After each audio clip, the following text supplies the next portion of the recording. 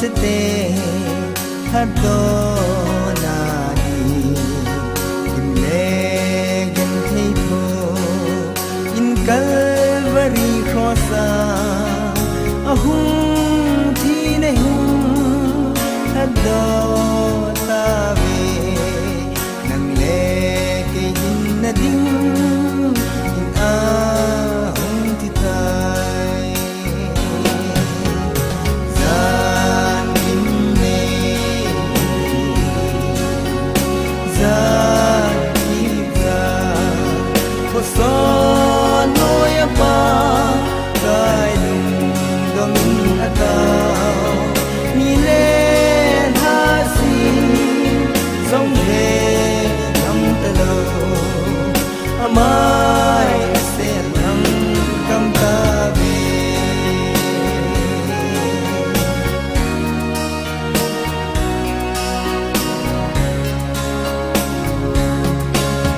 ye pa hi thei le hi si kon ya kon son mang in ti atao lung don ul ti san so he in atao alung don nem ding koi ma la talo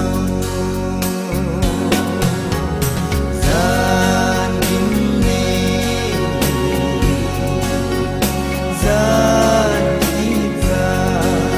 ko so no ya pa kai lung dong atao ni le ha si song ve kam talo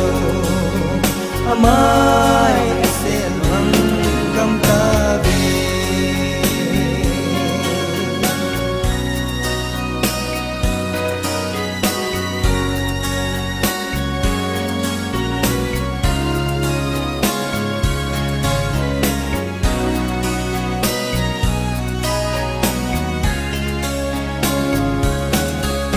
sắp xế na thinh cross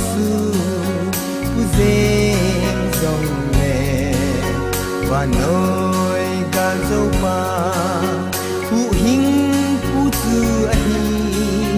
gần thi sana dòng sóc theng dâu hi lo van kem ngồi đâu chi sân in a sóc theng tai zan in ne zan ki za ko so no ya pa kai lung dong in atao ni le ha si zong ve nam ta lo ama